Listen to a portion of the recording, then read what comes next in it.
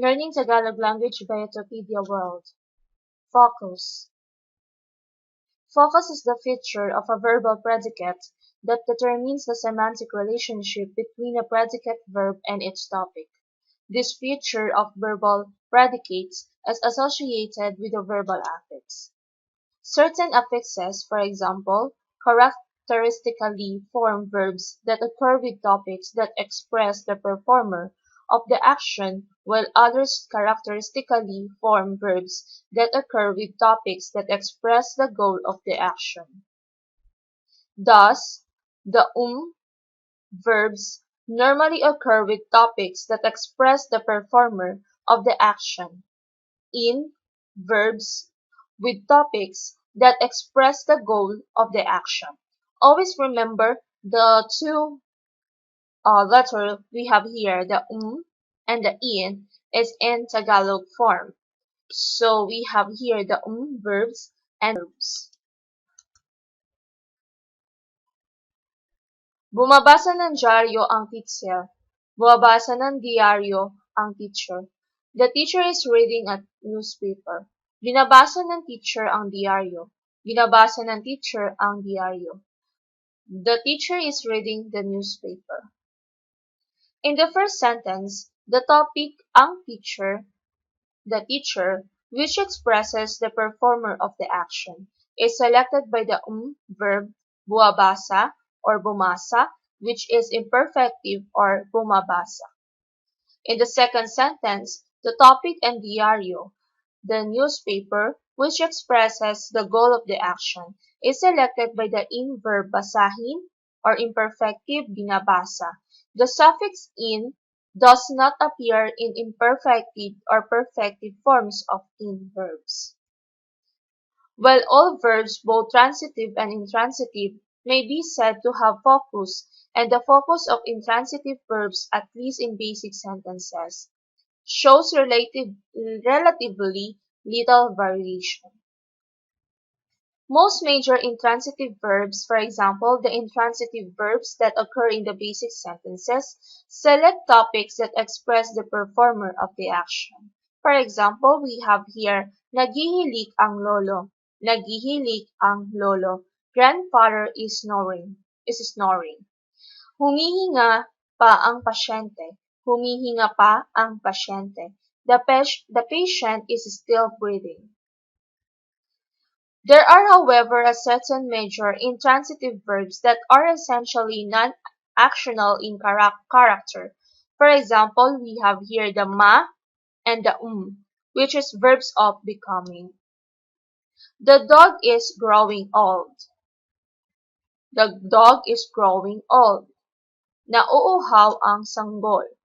The baby is getting thirsty. Tumatanda ang aso.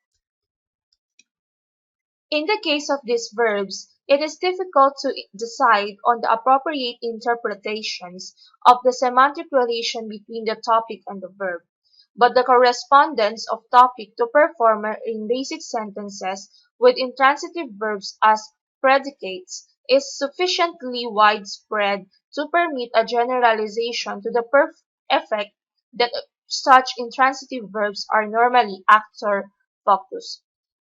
Select as topic the performer of the action of the verb. No such generalization can be made in the case of major transitive verbs, while many of the transitive verbs that occur in basic sentences are actor-focused, which is an equal or greater number of such verbs select as the topic something other than the performer of the action. Any verb that does not occur or which is focused upon the actor may be called as goal-focused verb. Tagalog has at least 8 different classes of goal-focused verbs. That is, the topic of a Tagalog sentence may be in any one of the least 8 different kinds of semantic relation to the verb apart from that of performer to action. Only 2 of these classes of goal-focused verbs, however, are found in basic sentences. These 2 classes are object-focused verbs, and the second one we have the directional focused verbs. The distinction between object focus and directional focus is in some cases closely matched by the distinction between direct and indirect objects in English. In such cases, the object focus verb focuses upon selects as topic, the equivalent of the English direct object, while the directional focus verb focuses upon the equivalent of the English indirect object.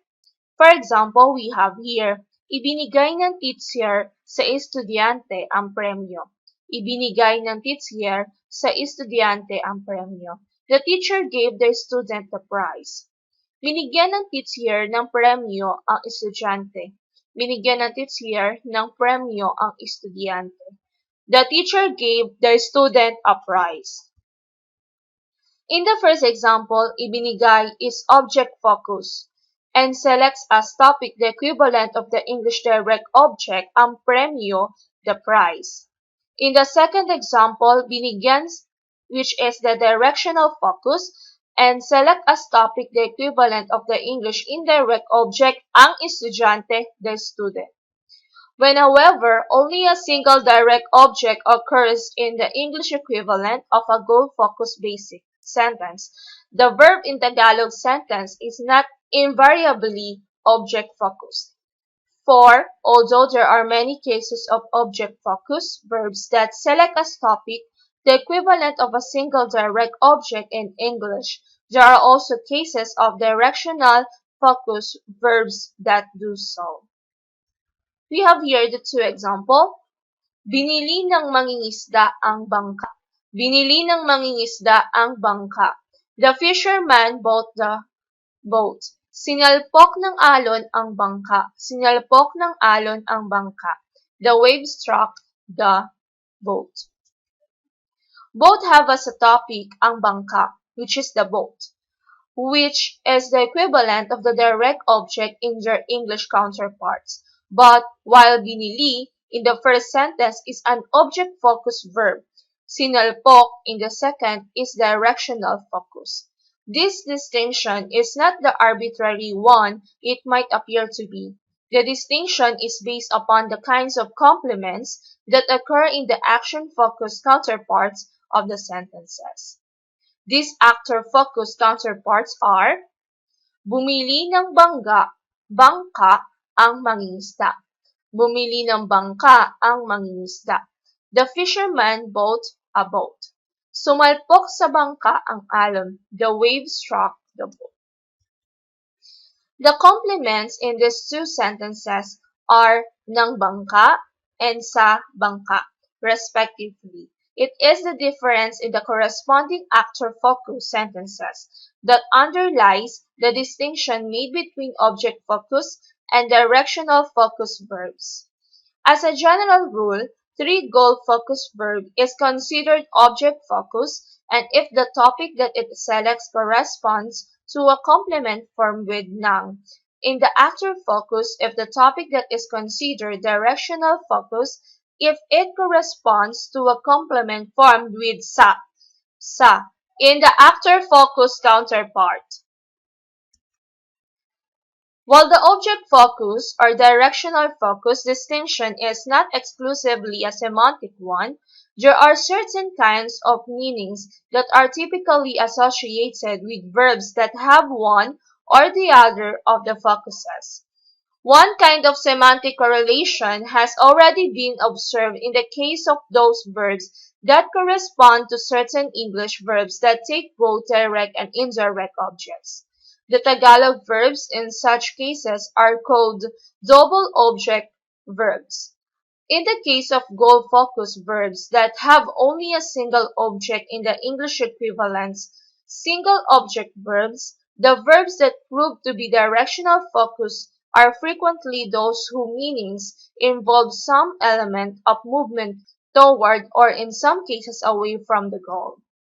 Thus, in the above examples, sinalpok, struck, involves an element of motion towards the topic. Ang bangka, the boat, that is absent in the case of binili, boat. Many single-object directional focus verbs, furthermore, are translated by English sentences without direct objects, with the topic of Tagalog sentence corresponding to a prepositional object in the English equivalent. Binalikan niya ang Maynila. Binalikan niya ang Maynila. He returned to Manila. Tinakasan niya ang bilangguan. Tinakasan niya ang bilangguan. He escaped from the prison. Once more, directional focus verbs of this kind usually have meanings that involve some elements of motion. Transitive verbs in basic sentences then have one of three focuses. First, we have the actor focus. Second, we have the object focus. And the third one, we have the directional focus.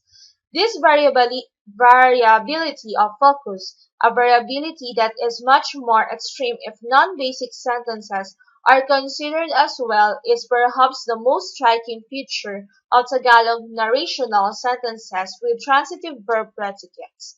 A Tagalog sentence, a basic sentence at least, can have only one topic, the focus of attention of the sentence. In order to allow for elements in different semantic relation to the action expressed by the verb to receive this focus, the language provides all bases of transitive verbs with a set of alternative affixes, each member of which selects as topic an element in a different semantic relation to the action. A base that occurs with a given set of alternative affixes belongs to the affix correspondence class defined by this set of affixes. So thank you for listening, Edupedia World.